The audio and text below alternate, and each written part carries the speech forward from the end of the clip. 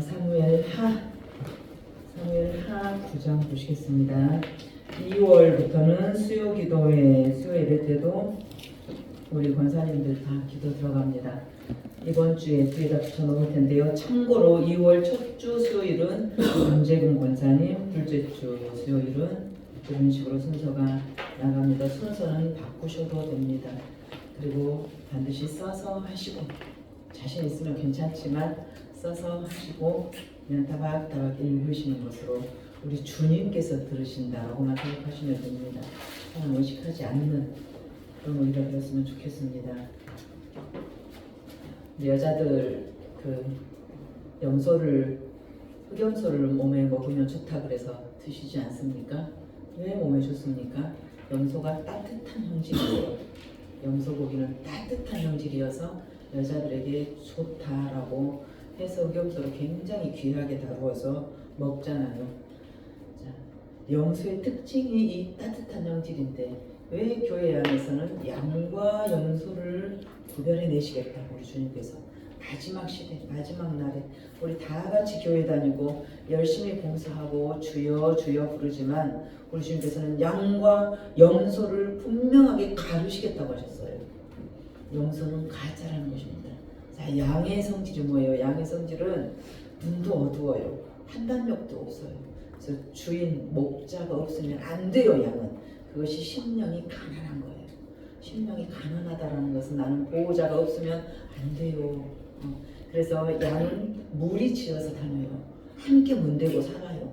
우리가 함께 먹고 함께 예배하고 그것을 우리 공동체라고 하지 않습니까? 이 양의 성질이 그래요. 목자가 반드시 필요하고 목자만 따라가고 목자가 멈추면 가만히 서 있고 그래서 우리 주님은 우리가 양이 되기를 원합니다. 그런데 교회 안에 똑같이 양처럼 생겼지만 염소가 있기 때문에 염소를 구별해 내라고 하셨어요. 구별하신다고 하셨어요. 이 염소들이 얼마나 못되냐면요. 염소는 따뜻한 형질을 가지고 있음에도 여름에는 딱딱 붙고 겨울에는 뚝뚝 떨어져요.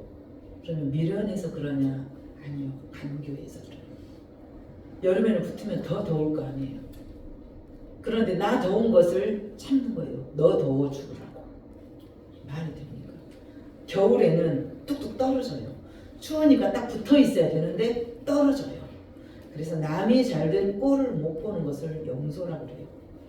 우리 주님께서 우리를 구별하실 때 교회 생활 잘하는 거 이것을 보신 게 아니라 내가 양인가 염소인가 내 심령이 주님 앞에 저 집사가 잘 되는 꼴을 못 보는가 저 장로가 잘 되는 꼴을 못 보는가 나는 양인가 염소인가 오늘 본문하고 아무 상관이 없는데 갑자기 그 말씀을 여기 올라오니까 주셔서 하게 됩니다. 오늘 사무엘하 9장입니다. 예수 그리스도를 통해서 영원한 운명이 180도로 바뀌어버린 우리 이야기가 오늘 사무엘하 9장입니다. 다윗과 제일 친했던 친구 요나단의 아들 무비보셋, 유모가 도둑고 도망가다가 떨쳐서 불구가 된 아들이라고 했죠. 요나단의 아들. 요나단은 아버지 사울과 전쟁터에서 죽어버렸지만 요나단의 아들, 장의 아들 무비보셋이 있었대요. 그 다윗과 무비보셋 이야기인데요. 1절부터 8절까지 저와 차례로 교독하시겠습니다. 다윗이 이르되 사울의 집에 아직도 남은 사람이 있느냐? 내가 요나단으로 말미암아 그 사람에게 은총을 베풀리라 하니라. 사울 집에는 정한 사람이 있으니 그 이름을 숨으라. 그를 다윗의 앞으로 부르매 왕이 그에게 말하되 네가 심하나 하니 이르되 당신의 종이라 하니라. 왕이 이르되 사울의 집에 아직도 남은 사람이 없느냐? 내가 그 사람에게 하나님의 은총을 베풀고자 하노라 하니 시바가 왕께 아뢰되 요나단의 아들 하나가 있는데 다윗 저는 자니이다 하니라. 왕이 그에게 말하되 그가 어디냐 하니 시바가 왕께 아뢰되 로드발 암미엘의 아들 마길의 집에 있나이다 하니라. 다윗 왕이 사람을 보내 로드발 암미엘의 아들 마길의 집에서 그를 데려오니 사울의 손자야 요나단의 아들 무비보셋이 다윗에게 나와 그 앞에 엎드려 절하매 다윗에 이르되 무비보셋이여 하니 그가 이르기를 벗어서 당신의 종이니이다. 다윗이 그에게 이르되 무서워하지 말라. 내가 반드시 네 아버지 요나단으로 말미암아 네게 은총을 베풀리라.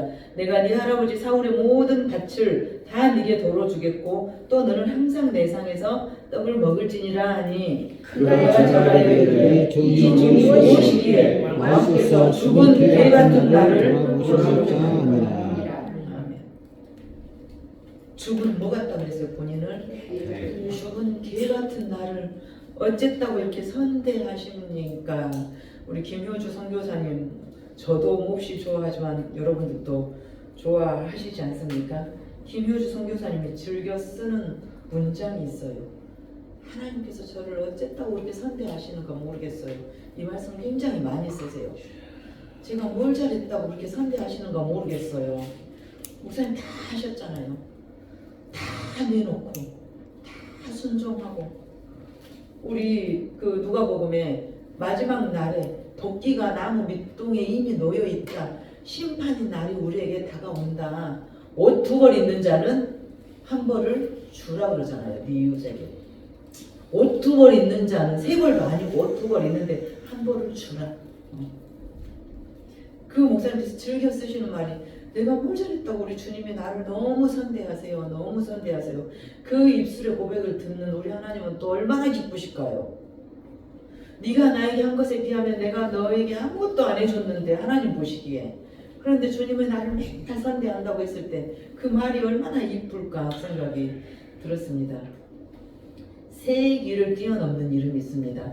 우리 인구의 영혼이 회자되는 이름이 있어요. 부와 명예와 권세를 다 가졌고 1000명이 넘는 처와 첩을 거느렸고 누구입니까? 부와 명예와 권세와 모든 걸 다 가졌고 처와 첩이 1000명이 넘었고 그 솔로몬 왜 하나님께서는 솔로몬에게 몰빵으로 줬을까? 우리 관이 집사 잘 들으세요. 왜 그 솔로몬에게 몰빵으로 줬을까? 솔로몬은요 부를 구한 적도 명예를 구한 적도 권세를 구한 적도 없습니다. 솔로몬이 구하는 것은 뭐였습니까? 지혜였습니다. 그 지혜도 내가 잘 살기 위한 지혜가 아니라 주님이 내게 맡기신 백성들을 잘 다스리도록 지혜를 주세요. 주님이 내게 맡기신 이 백성들을 잘 다스리도록 나에게 지혜와 지식을 주시옵소서.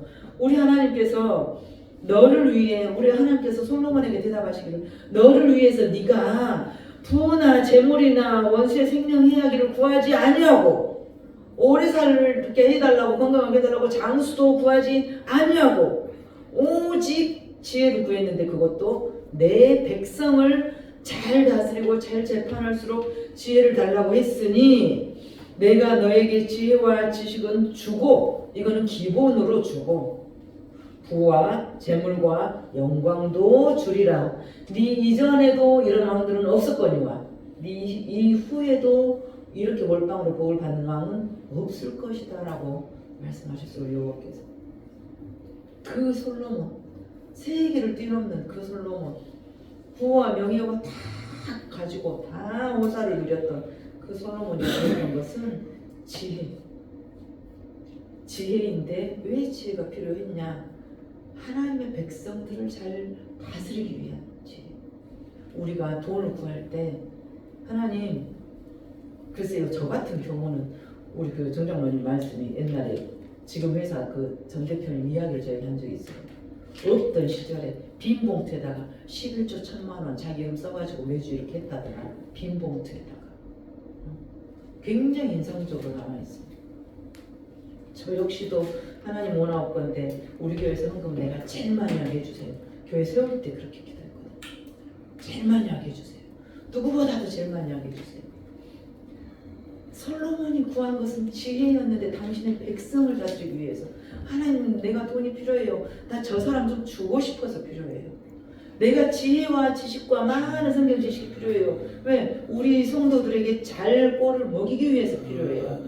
나에게 은사가 필요해요. 우리 성도들을 고치기 위해서 필요해요. 여러분들도 구하실 때 내가 이것이 필요합니다. 우리 새끼 물려주려고요. 이것이 아니고 하나님의 몸된 교회를 세우기 위해서 내가 이것이 필요합니다. 아멘. 우리 하나님께서는 당신의 백성을 다스리기 위해서 지혜를 구하는 솔로몬에게 지혜와 지식은 물론이고 부와 재물과 영광까지도 다 주었더라라고 말씀하십니다. 오늘 무비보셋이 누구입니까? 요나단의 아들이에요. 다윗이 요나단에게 얼마나 도움을 받았습니까? 요나단의 아버지 사울이 다윗을 저놈을 잡아 창에 못에다 박아 죽인다, 그렇게 죽이려고 잡아 죽이려고 쫓아다녔을 때 요나단이 우리 아버지가 너만 찾아내면 죽이려고 해, 빨리 도망가, 빨리. 얼마나 여러분들 환난 중에 있을 때 나를 도와주던 사람 절대 잊으시면 안 됩니다. 내가 어려울 때 나 도와줬던 사람 절대 잊으시면 안 돼요.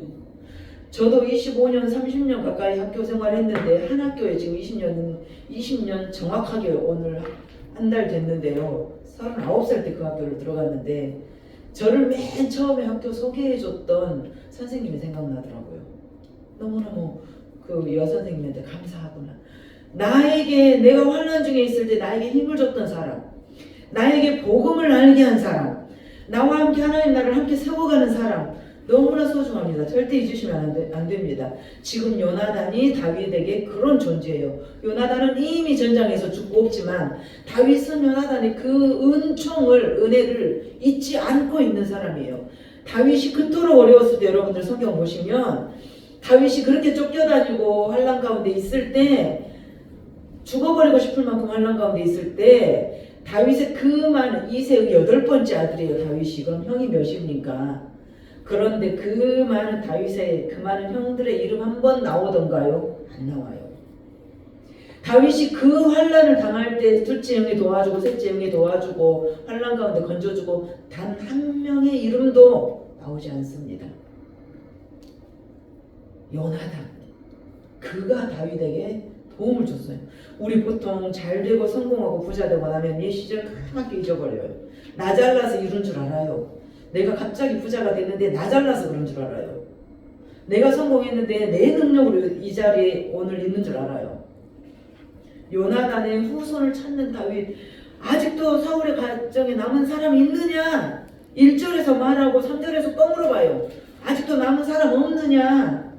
내가 요나단에게 은총을 입었으니 그 자식의 자식이라도 내가 도움을 줘야겠다. 그 은공을 내가 잊을 수가 없다. 아직도 남은 사람 없느냐? 그러니까 시바라는 종이 이름도 뭐 같죠? 지랄 같죠? 그런데 하는 짓도 지랄 같아요. 이 시바라는 종이 뭐라 그래요? 요나단의 아들 하나가 있긴 있는데요, 다리 저는 자예요. 완전히 폄하하는 거예요. 다리 저는 말이 왜 필요해요? 요나단의 사울의 집안에 남은 사람이 있느냐, 있다 없다 말하면 되는데 요나단의 아들 하나가 꼴랑이 있긴 있는데 다리 저는 자예요. 이렇게 말합니다. 이 무비보셋 다리 저는 자가 오늘 저와 여러분입니다. 이 무비보셋의 팔자를 한번 볼까요? 좌절하고 낙심뿐인 그 사람, 처량하게 짝이 없는 그 무비보셋. 오늘 우리 인생도 나에게 은혜를 베푸는 자가 없으면 이렇게 돼요. 하나님이 다윗을 귀하게 여기고 마음에 합한 자로 여기고 세계를 넘나들 마음으로 만든 이유는 온 나라를 태평천하로 잘 다스려서가 아니고, 많은 적을 물리쳐서가 아니고, 값없이 받은 은혜를 흘려보낼 줄 아는 사람이기 때문입니다. 나에게 생긴 모든 것을, 뭐가 생기면 누구에게 흘려보낼까? 어디로 흘려보낼까?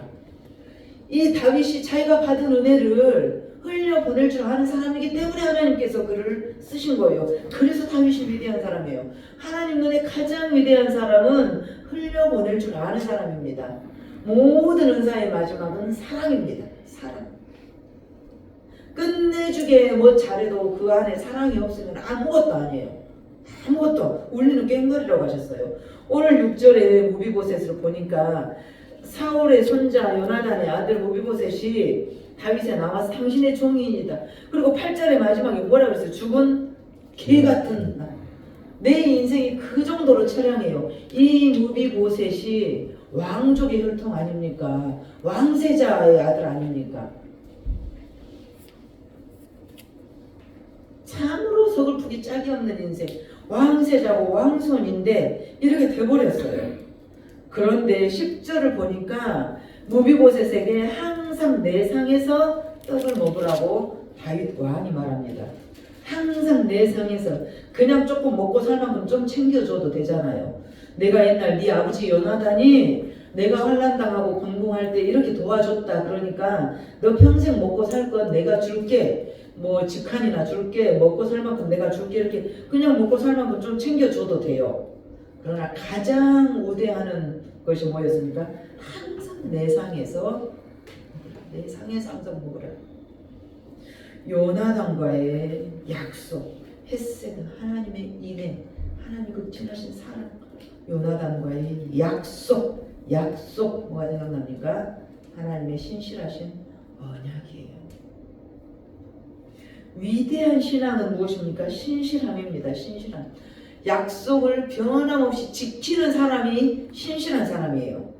변함없는 성품이 신실한 사람이에요. 저 사람은 톡이나 전화나 아무것도 안 해도 늘 그 시간에 그 자리에 나타나. 그리고 2달 만에 한 번, 3달에 한 번 만나도 어제 만난 것처럼 편안해 내가. 그런데 어떤 사람은 몹시 불안해요. 좀 연락 안 하면 변했는가 불안하고 어쨌는가 불안하고. 그런 사람은 신실하다는 표현이 우리가 안 나오죠. 자, 그렇다면 오늘 사무엘하 9장의 무비보셋이 다윗과 무비보셋이 나하고 무슨 상관인가 적용이 돼야 되잖아요. 무비보셋에서 복음을 발견하셔야 됩니다. 무비보셋에서 복음을 발견하셔야 돼요. 5살밖에 안 먹었어요. 자, 무비보셋이 절름발이가 된, 그 양발이 불구가 된 것이 5살 먹었어요. 겨우. 원래 왕세자의 아들, 왕족의 혈통이에요. 5살 때 집안이 몰락하고 조상도 다 죽어버리고 없어서 유모가 보듬고 도망가고 뛰어가다가 떨쳐버려가지고 2 다리가 이렇게 절구가 되었어요. 도망기는 유모가. 원래는 왕의 혈통. 그대로 잘 나갔더라면 왕이 될 운명 아닙니까? 그대로만 있었더라면 왕이 될 사람이었어요. 저와 여러분이 죄가 내 안에 죄가 에덴 동산에 들어오기 전에는 왕족의 혈통, 하나님의 우리 자녀예요. 영원히 천국을 누려야 하는 그런 우리 팔자였단 말이에요. 2 다리 다 잃어버린 처량한 창의인이 됐어요. 자, 자기 잘못이 있습니까? 없습니다. 우리가 원래 사람은 원죄가 있습니다. 죄가 있습니다 할 때 내가 내 죄입니까? 내가 태어날 때 뭔 죄를 졌어요? 그런데 왜 죄인이라 그래요? 이 무비보셋이 5살 때 지가 뭔 죄가 있습니까? 아무 죄도 없어요. 원래 천국에서 왕이 되어야 될 왕실의 혈통이 이렇게 되어버렸어요. 우리도 원래 영원히 하나님과 동고동락할 수 있는 그런 낙원을 꿈꾸던 그런 우리도 혈통인데 죄가 우리 안에 들어와 버렸어요. 자, 그럼 해결을 해야 되지 않습니까? 아담의 후손인 우리는 모두 죄인이에요. 첫째 아담이 실패해버렸던 마귀의 시험을 둘째 아담 예수 그리스도께서 당당하게 물리치시고 이기셨잖아요. 지난 사무엘하 8장을 보면 다윗이 어디로 가든지 이기다 이렇게 되어 있어요. 타이틀이. 다윗이 어디로 가든지 이기다. 그럼에도 요나단과의 약속을 기억했어요. 언약을 기억했습니다. 이것이 헤세드 하나님의 인애예요. 이것이 복음이에요. 하나님께서 우리가 죄가 들어와서 하나님과 관계가 툭 끊어져 버렸지만 영원히 그런 비참한 지옥 상태에 버려두지 않으시고 당신의 아들을 투입시키셨다 그거예요. 그래서 다시 우리에게 연결고리를 두셨어요. 그리고 내가 영원히 너희와 함께 하겠다라고 언약을 주셨어요. 그 신실한 언약을 이루기 위해서 예수 그리스도를 보내주셨던 것처럼 이 다윗이 요나단에게 그런 언약을 했다는 거예요. 내가 너 남은 아들, 너 남은 집안 내가 건사할게. 하나님이 우리에게 주신 언약을 예수 그리스도가 성취하신 것처럼 이 언약, 약속, 요나단과의 약속, 요나단의 사랑의 은총을 갚아내는 다윗입니다. 우리 나에게 은혜를 베풀었던 사람, 나에게 특별하게 나를 보호해주고 도와주었던 사람 잊어버리면 안 됩니다. 다윗이 지금 요나단의 은혜를 갚았다 이 정도가 아니고 요나단과의 약속, 언약을 했던 거예요.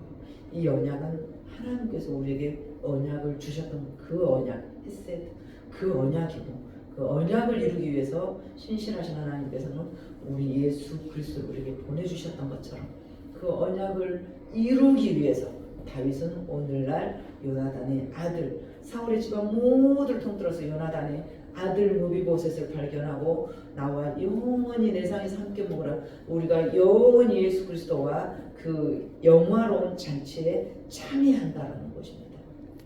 영원히 내 상에서 먹으라. 우리가 무비보셋이에요. 무비보셋은 지금 다윗하고 뭔 상관이 있어요? 아무 상관없어요. 값없는 구원, 값없이 구원받아서 왕의 상에서 함께 먹는 그 어마어마한 축복을 누리는 것 오늘 우리에게 주어진 축복이에요. 내 대가가 아니라 내 노력의 공로의 대가가 아니라 내가 무엇을 해서 구원받은 것이 아니라 구원받은 대가로 우리는 하나님께 드리는 것입니다. 하나님께서 돈도 주셨으니까 헌금하고 하나님께서 건강과 시간을 믿음을 주셨으니까 내가 하는 것이지 이 값없는 구원을 흘려보낼 줄 아는 다윗이었다는 것입니다. 그 많은 승전가를 부르고 그 많은 그 왕으로서 누릴 만큼 누리고 그럼에도 불구하고 그 연약한 한낱 죽은 개만도 못한 그 미물만도 못한 사울의 집안에 저 귀퉁이 한쪽 다리 절고 있는 그 모비보셋을 갖다가 왕의 상에 앉혔다라는 거 얼마나 쪽팔리는 일이에요. 우리가 자존심 상하기로 생각하면 좀 추리하고 누추한 사람하고는 길도 걸어가기 싫은 우리 아닙니까? 옆에 가기도 싫은 우리 아니에요. 그런데 자기의 상에 영원히 앉혀놓고 함께 먹게 했다. 이 값없이 받은 구원입니다. 복음입니다. 모비보셋이 값없이 받은 이 은혜 복음입니다. 다윗이 값없이 신실하게 베풀었던 이것 하나님의 언약입니다. 그 언약을 이루시는 하나님을 우리 다윗의 모습에서 우리는 발견을 해야 됩니다. 이 신실한 변함없는 성품, 변함없는 성품, 하나님의 성품. 은혜를 받은 자는 그 은혜를 흘려보낼 줄 알아야 된다. 그래서 오늘 다윗과 무비보셋을 통해 우리에게 영원한 우리의 운명이 완전히 바뀌어버렸다. 영원히 저주와 멸망 아래 있을 수밖에 없는 우리의 운명이 완전히 값없이 바뀌어버렸다.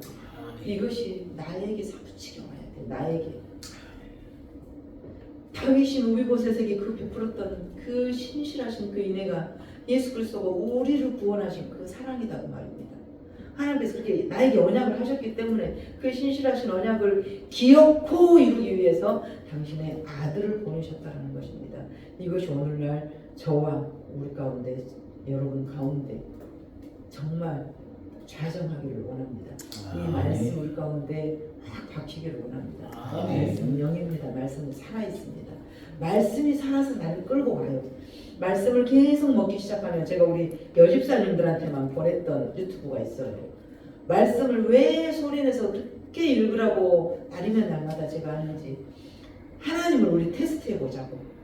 내가 말씀을 낭낭낭낭 또랑또랑 읽고 하나님이 나에게 어떤 변화를 주시는지 테스트해보자고.